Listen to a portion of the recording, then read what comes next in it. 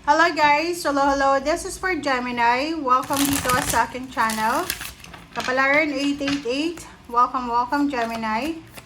Alamin natin kung anong messages, vibration, gabay, energy para sa lahat.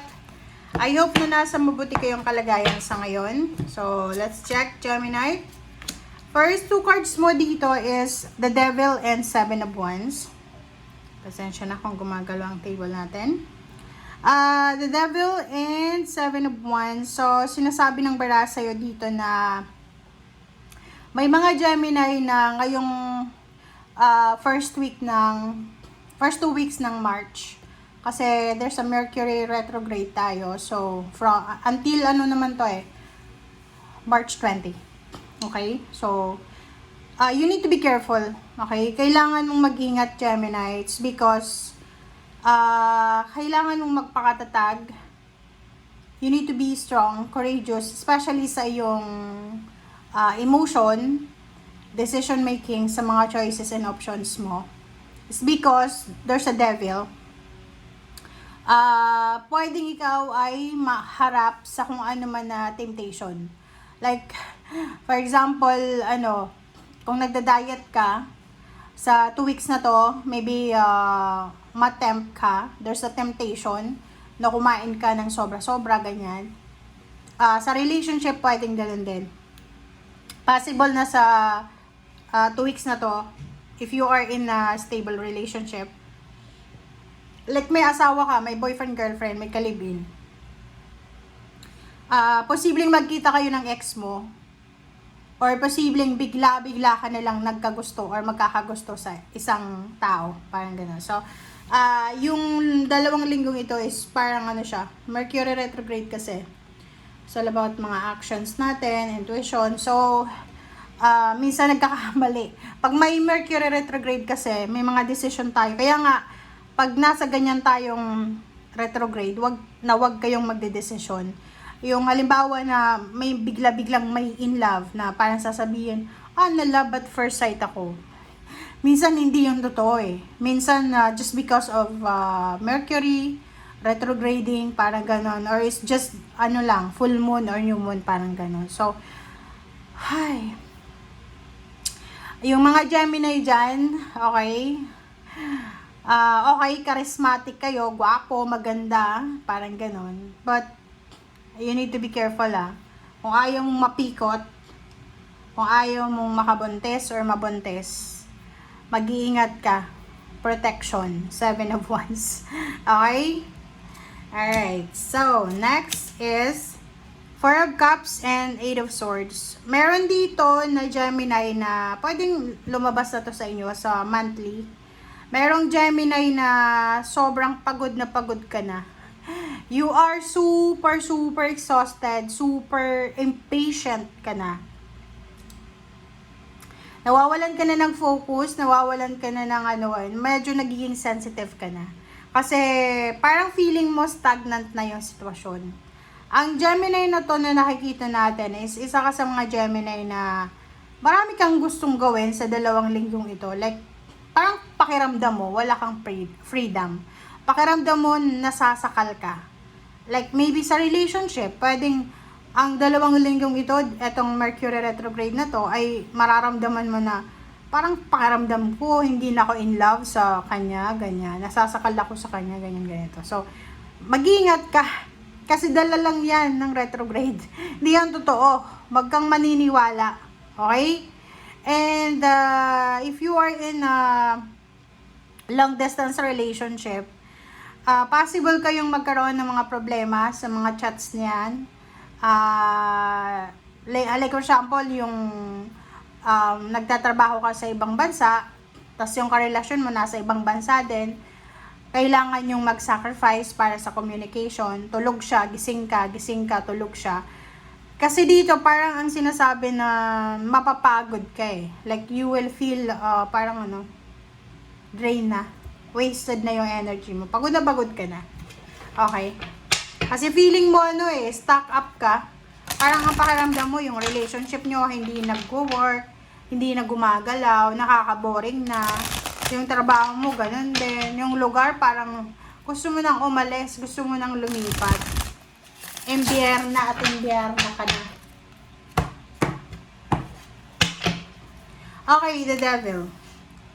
The sun, diba, Gemini? Sinasabi ng bara sa'yo dito na there's so much reasons para maging masaya ka. Maraming rason para maging masaya kayong mga Gemini.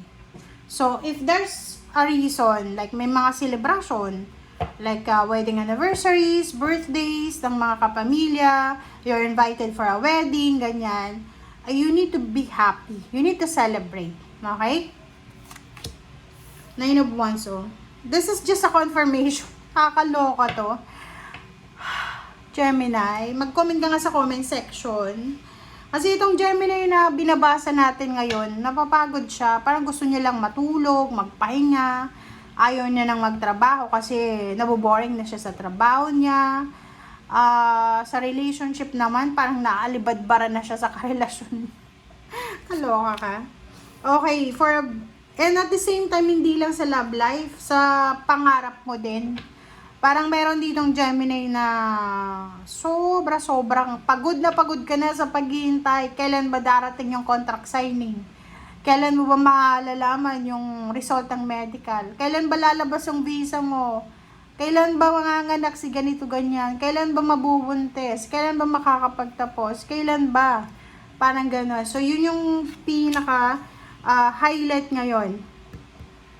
But there's a Ace of Wands. Sinasabi ng bara sa'yo na if you are feeling stuck, if you are feeling stagnant, wag mong aalisin sa sarili mo na maging excited, maging confident, and maging masaya.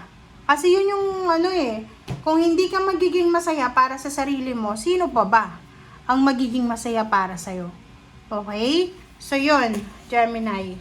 You need to find your... Plus, makikita mo dito yung The Sun, tsaka Ace of Wands. Kabilaan siya.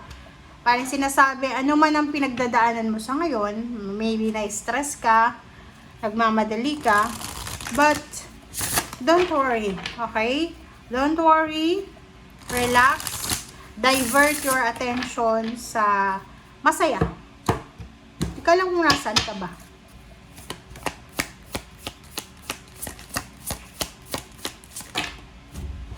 Alright. Gemini. Dove spirit, be peace. Diba? Kailangan mo daw na maging peaceful. Kasi masyado ka ng aligaga. Confused ka ba?